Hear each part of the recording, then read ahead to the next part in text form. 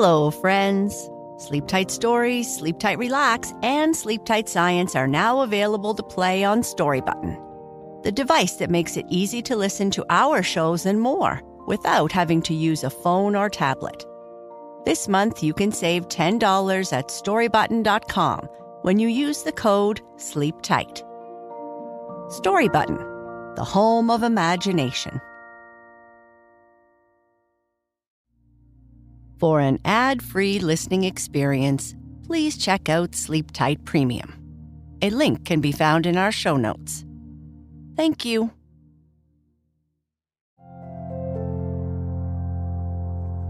Hello, I'm Sheryl, and this is Sleep Tight Relax, a weekly bedtime show for anyone who needs good sleep.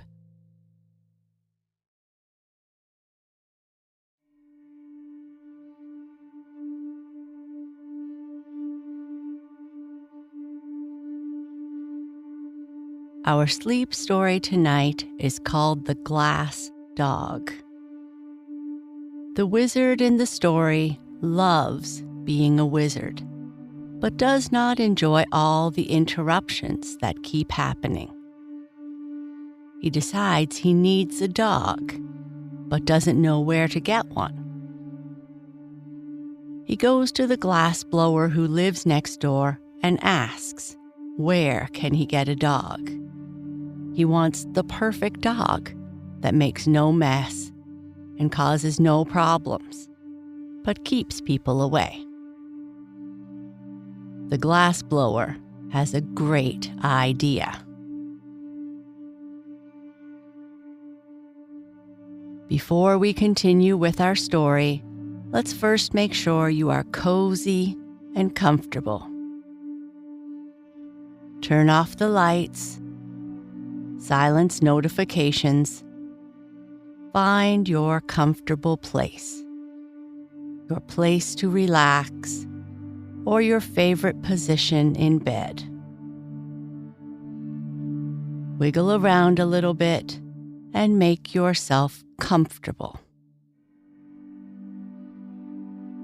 This is your safe place, a place where you can relax and sleep, where you feel warm and cozy, and you get to return to this place at the end of each day. Now, close your eyes if you like, and we'll begin with a few slow, deep belly breaths. Each time you breathe in, breathe all the way down into your belly. Take a deep breath in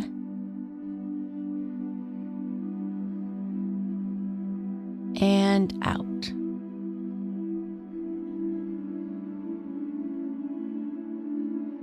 Breathe in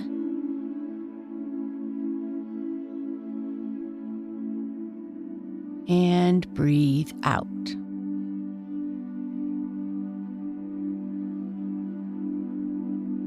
Breathe in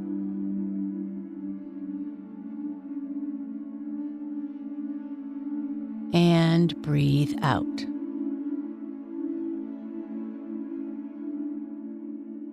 Take another breath, fill your body, and allow your breathing to relax you as you exhale fully.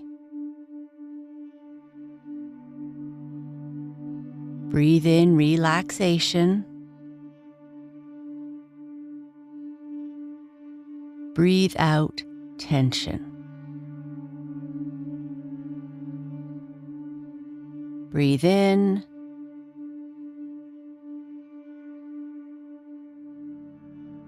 and breathe out.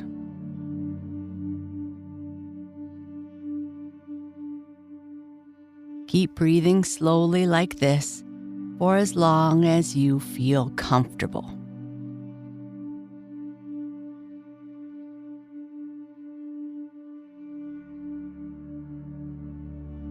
The Glass Dog. An accomplished wizard once lived on the top floor of an apartment house and passed his time in thoughtful study and studious thought. What he didn't know about wizardry was hardly worth knowing, for he possessed all the books and recipes of the wizards who had lived before him, and moreover, he had invented several recipes himself. This admirable person would have been completely happy, but for the numerous interruptions to his studies caused by people who came to consult him about their troubles, in which he was not interested, and by the loud knocks of the iceman, the milkman, the baker's boy, the laundryman, and the peanut woman. He never dealt with any of these people, but they knocked at his door every day to see him about this or that, or to try to sell him their wares. Just when he was most deeply interested in his books, or engaged in watching the bubbling of a cauldron, there would come a knock at his door. And after sending the intruder away, he always found he had lost his train of thought or ruined his mixture. At length, these interruptions aroused his anger, and he decided he must have a dog to keep people away from his door.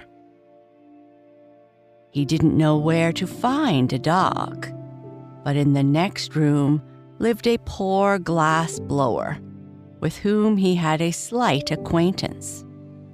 So he went into the man's apartment and asked, "Where can I find a dog?" "What sort of a dog?" asked the glass blower.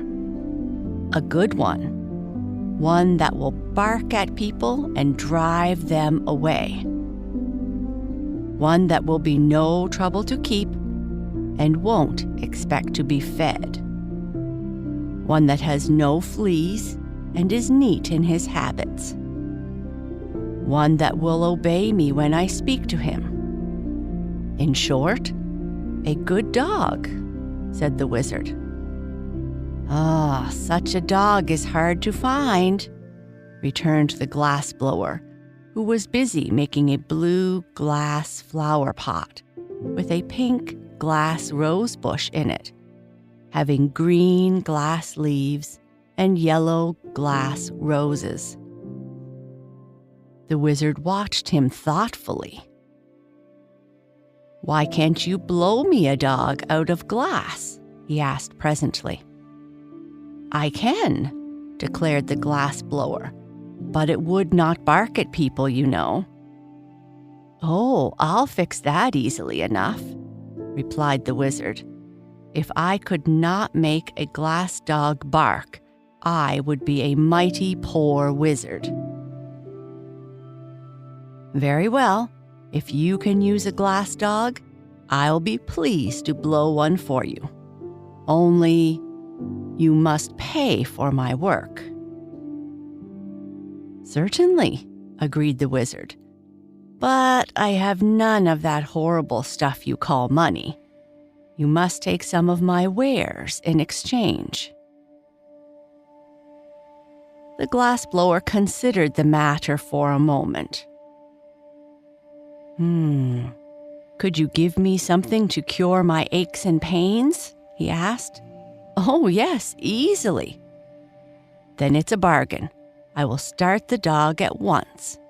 What color of glass shall I use?" "Pink is a pretty color," said the wizard, "and it's unusual for a dog, isn't it?" "Very," answered the glass blower, "but it shall be pink." So the wizard went back to his studies, and the glass blower began to make the dog. The next morning, he entered the wizard's room with the glass dog under his arm and set it carefully upon the table. It was a beautiful pink color, with a fine coat of spun glass, and about its neck was twisted a blue glass ribbon. Its eyes were specks of black glass and sparkled intelligently, as do many of the glass eyes worn by men. The wizard expressed himself pleased with the glass blower's skill and at once handed him a small vial. "This will cure your aches and pains," he said. "But the vial is empty," complained the glass blower. "Oh, no, there is 1 drop of liquid in it," was the wizard's reply. "Will 1 drop cure all my aches and pains?" inquired the glass blower in wonder. "Most certainly. That is a marvelous remedy. The 1 drop contained in the vial will cure instantly any kind of disease ever known to humanity. Therefore, it is especially good for aches and pains. But guard it well, for it is the only drop of its kind in the world, and I have forgotten the recipe." "Thank you," said the glass blower, and went back to his room. Then the wizard cast a wizzy spell and mumbled several very learned words in the wizardese language over the glass dog. Whereupon the little animal first wagged its tail from side to side, then winked his left eye knowingly, and at last began barking in a most frightful manner. That is, when you stop to consider the noise came from a pink glass dog. There is something almost astonishing in the magic arts of wizards, unless, of course, you know how to do the things yourself, when you are not expected to be surprised at them. The wizard was as delighted as a schoolteacher at the success of his spell, although he was not astonished. Immediately he placed the dog outside his door, where it would bark at anyone who dared knock and disturb the studies of its master. The glass blower, on returning to his room, decided not to use the 1 drop of wizard cure-all just then. "My aches and pains are better today," he thought, "and I would be wise to save the medicine for a time when I am very ill, when it would be of more service to me." So he placed the vial in his cupboard and went to work, blowing more roses out of glass. Presently, he happened to think that the medicine might not keep, so he started to go and ask the wizard about it. But when he reached the door, the glass dog barked so fiercely that he dared not knock, and returned quickly to his own room. Indeed, the poor man was quite upset at such an unfriendly greeting from the dog he had himself so carefully and skillfully made. The next morning, as he read his newspaper, he noticed an article stating that the beautiful Miss Midas, the richest young lady in town, was very ill, and the doctors had given up hope of her recovery. The glass blower, although miserably poor, hard-working, and not very handsome, was a man of ideas. He suddenly remembered his precious medicine and determined to use it to better advantage than relieving his own ills. He dressed himself in his best clothes, brushed his hair, and combed his whiskers, washed his hands and tied his necktie, blackened his shoes and sponged his vest, and then put the vial of magic cure-all in his pocket. Next, he locked his door, went downstairs, and walked through the streets to the grand mansion where the wealthy Miss Midas lived. The butler opened the door and said, "No soap, no vegetables, no hair oil, no books, no baking powder. My young lady is sick, and we're well supplied with everything we need." The glassblower was saddened at being taken for a salesman. "My friend," he began proudly. But the butler interrupted him, saying, "No tombstones either. There's a family graveyard and the monument's built." "The graveyard won't be needed if you will permit me to speak," said the glassblower. "No doctors, sir. They've given up on my young lady, and she has given up on the doctors," continued the butler calmly. "I am no doctor," returned the glassblowers. "Nor are the others. But what are you here?" "I called to cure your young lady by means of a magical compound." "Step in, please, and take a seat in the hall. I'll speak to the housekeeper," said the butler more politely. So he spoke to the housekeeper, and the housekeeper mentioned the matter to the steward, and the steward consulted the chef, and the chef kissed the lady's maid and sent her to see the stranger. When the lady's maid heard from the glassblower that he had a medicine which could cure her mistress, she said, "I'm glad you came. But," he said, "if I restore your mistress to health, she must marry me." "I'll make inquiries and see if she's willing," answered the maid, and went at once to consult Miss Midas. The young lady did not hesitate an instant. "I'll marry anyone who can help me to get better," she cried. "Bring him here at once." So the glassblower came, poured the magic drop into a little water, gave it to the patient, and the next minute, Miss Midas was as well as she had ever been in her life. "Dear me," she exclaimed, "I've an engagement at the Fritters' reception tonight. Bring my pearl-colored silk, Marie, and I will begin to get ready at once. And don't forget to cancel the order for the funeral flowers and your mourning gown." "But Miss Midas," said the glassblower who stood nearby, "you promised to marry me if I cured you." Oh, I know," said the young lady, "but we must have time to make a proper announcement in the newspaper and have the wedding cards engraved. Call back tomorrow and we'll talk it over." The glassblower had not impressed her favorably as a husband, and she was glad to find an excuse for getting rid of him for a time. And she did not want to miss the Fritters' reception.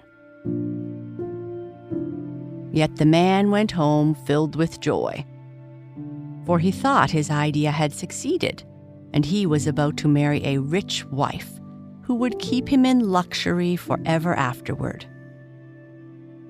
The first thing he did on reaching his room was to smash his glass-blowing tools and throw them out of the window. He then sat down to figure out how he would go about spending his wife's money. The following day, he called upon Miss Midas, who was reading a book and eating chocolate creams as happily as if she had never been ill in her life. "Where did you get the magic compound that cured me?" she asked.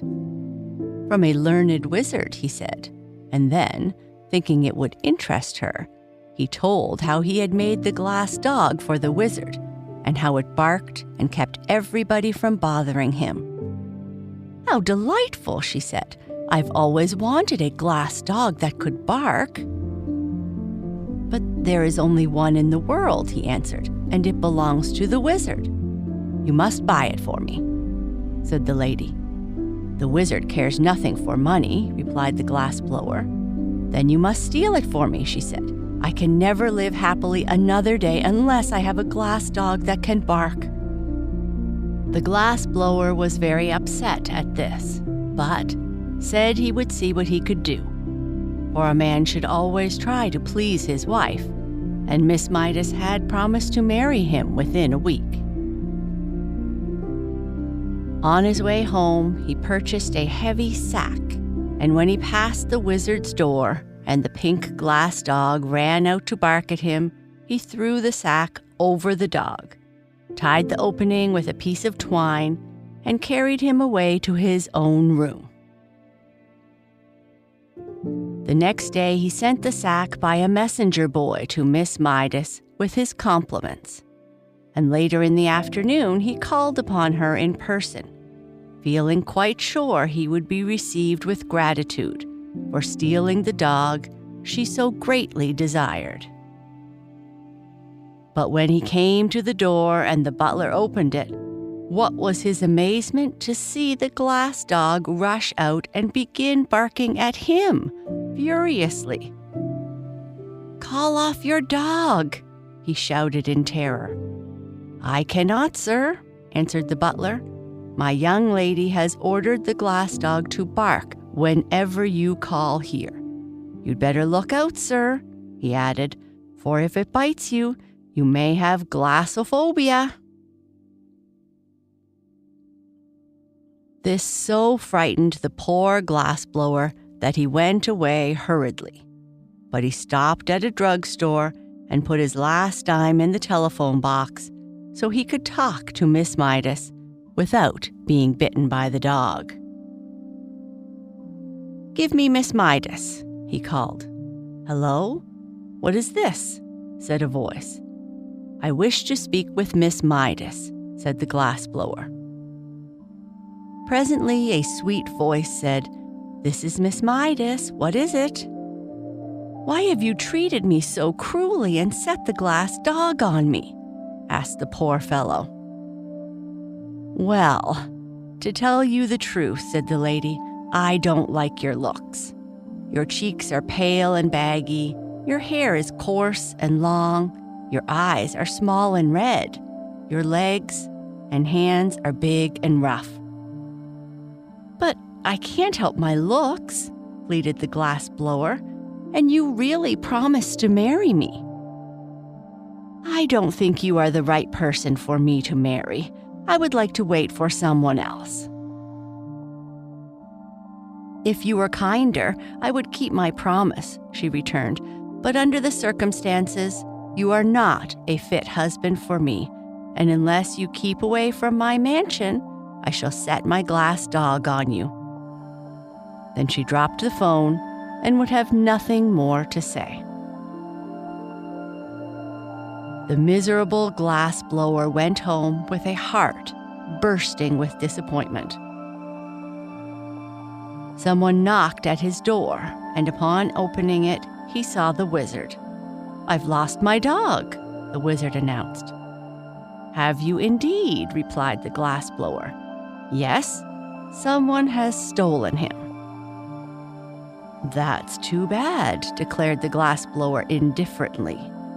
"You must make me another," said the wizard.